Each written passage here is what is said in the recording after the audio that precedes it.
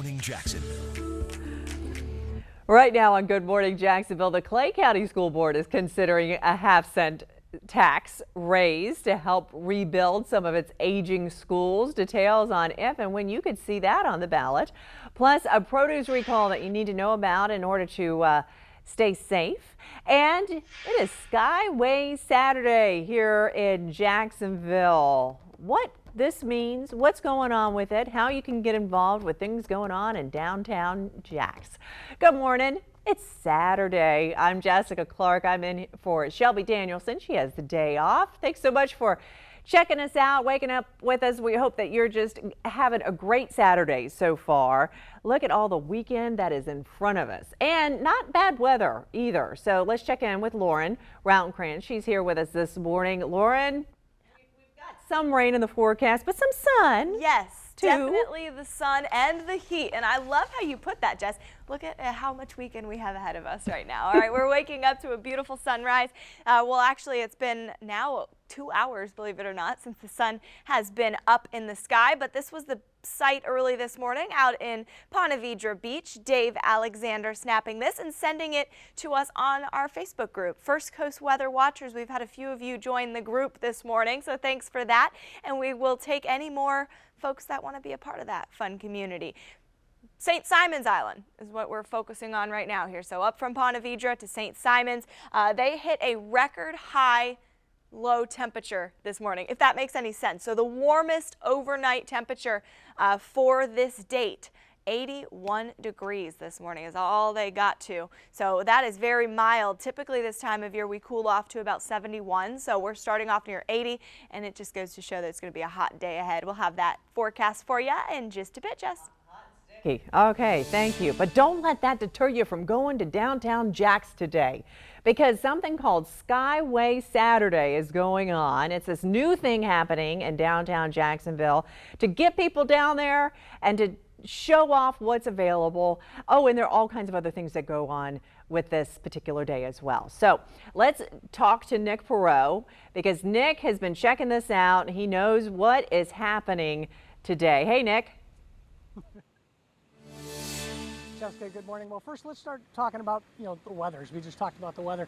Air conditioning, that sounds really good right about now. Well, we can tell you that this Skyway Saturday, it's Selection Saturday, one Saturday during the month for the next several months here. Really, it's highlighting the people mover here out in Jacksonville. You can see behind me, the banner up there says it all. 30 years here. This has been operational in Jacksonville. Again, it's about a 2.5 mile stretch. The best area for you to get on is probably Kings Avenue in San Marco to get on this. Again, air-conditioned trains will take you down here, Hemming Park, where we're standing right now. Plenty of activity. You got a double Dutch Jump for Jax event today, 1 o'clock to 3 o'clock. And food trucks. I know photographer Rod and I were talking about what we wanted for breakfast, but I'm already thinking about lunch at noon. They'll have food trucks here across from the library. And again, the whole focus of this, Jessica, is to get people down here to downtown Jacksonville. Now, David Cotton with JTA, talk about the importance of getting people down here again. This has been in operation for 30 years here in Jacksonville, right here going right through Hemming Park. Well, I think people who work and live downtown use the Skyway frequently during the weekdays, right? But, maybe this is an opportunity for folks who haven't been downtown lately on the weekends, or maybe haven't taken the Skyway in a long time, to experience that. It's a great ride, and it'll drop you right here in Hemming Park. There's so much going on today. I think it's the perfect day to launch our Skyway Saturdays. What can we say in terms of ridership, in terms of the last few years? I know a few thousand people travel this and use this every day, as you mentioned, for work, but those out there that maybe not use this for work in terms of off hours? Yeah, I think a lot of people use it to just get back and forth from the South Bank to the North Bank, right? There's a lot of good restaurants on the other side of the river. I know me personally, I like to take it over there, get some good barbecue, get some good pizza over there in San Marco. Again, ridership is what it is sometimes, but we think we're adding more people to it. The more people that are exposed to it, love it, they take it more frequently, and getting people out here on Saturdays is one way to do that. Well, thank you very much for your time, David. Appreciate it. Again, out here at Hemming Park, we just heard him doing a mic check here, getting ready for the festivities. Again, noon we'll have those food trucks, 1 to 3 that double Dutch Jump for Jax event, and then 8 o'clock Cuban Caribbean Funk Band. We'll have that coming up again, 8 o'clock. So a lot of activity going out here, Jessica. Again, air conditioning, that sounds really good right about now if you're on this people mover here, this 2.5 mile stretch. We're from Hemming Park. Nick Perot, First Coast News, on your side. Out there for 2 hours, and you are talking about AC already. Okay, thank you. So let's hit the fast lane to get you caught up on your top headlines this Saturday morning. The Clay County Health Department is investigating a possible case of the mumps. Officials say that a child under the age of 4 could have the mumps virus. The department says it's not really sure how the child got it. There have been no other reported cases of mumps within the last 2 years in Clay County. This morning, a man named Nathan Hudgens is in jail after he admitted to beating a woman to death with a piece of wood. Police say Hudgens told them that he was tired of watching 38-year-old Sarah Mock allegedly mistreat her son and that he killed her in the child's defense. The child is recovering in the hospital in Gainesville. Hudgens is being held without bond. Walmart is recalling 16-ounce packages of its great value frozen blackberries. They could be contaminated with the norovirus. They were sold at stores in Florida and Georgia. Also under recall, 12-ounce packages of Tipton Grove frozen mixed berries.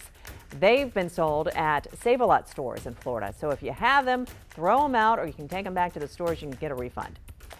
Clay County is considering putting a half-cent sales tax increase on a future ballot. Yeah, we've been talking about this in Duval County, but Clay County is considering this as well.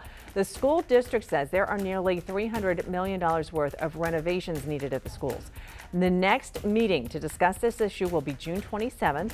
No word when the Clay School Board hopes to have the issue in front of voters. This morning, parents voicing their thoughts on a policy change in Duval County schools.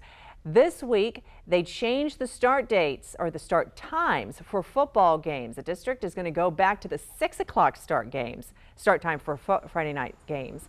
But some parents are really kind of wondering, is this going to really make the game safer? Alex Ositis has the story for us. It's a turn back the clock type of approach, with the district saying that they're moving most of those games back to Friday nights, something they had pre-2018. New kickoff times in Duval County coming this fall as games were adjusted in response to violence at some campuses last year. The district says most games moving back to Friday will start at 6 p.m. Still, 3 games will remain on Saturdays. The move is to enhance safety for students and the community, per DCPS statement. But for parents of players, some aren't sure if that'll make a difference.